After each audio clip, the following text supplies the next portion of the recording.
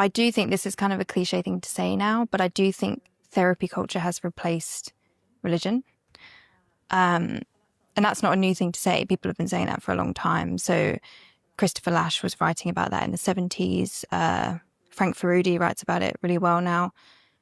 But in recent years, since social media, I would say therapy culture has just escalated to the point where I think young women don't see it as a worldview.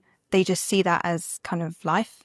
So they interpret everything through this therapeutic lens. So their lives, their relationships, their emotions. And I think it has elevated to the level of religion.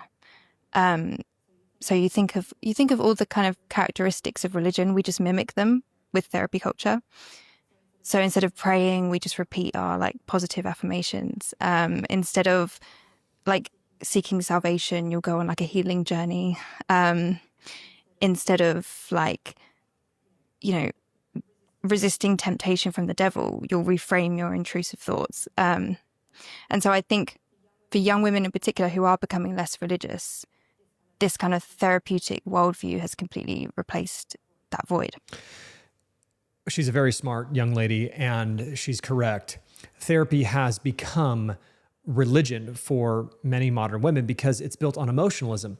And more than that, it's free of consequences because nothing is considered objectively wrong or evil unless it makes you feel bad. And so everyone is religious, right? It's not whether you will worship, it's which God you will worship, and whether that God is legitimate or illegitimate. And so therapy functions kind of like pornography. It's an illegitimate outlet for a legitimate need. And so people should seek spiritual guidance, they should seek accountability, they should seek out healing. But Christianity is the only legitimate outlet for that legitimate spiritual need. Not therapy, not New Age mysticism, not Hinduism, not self-help spirituality.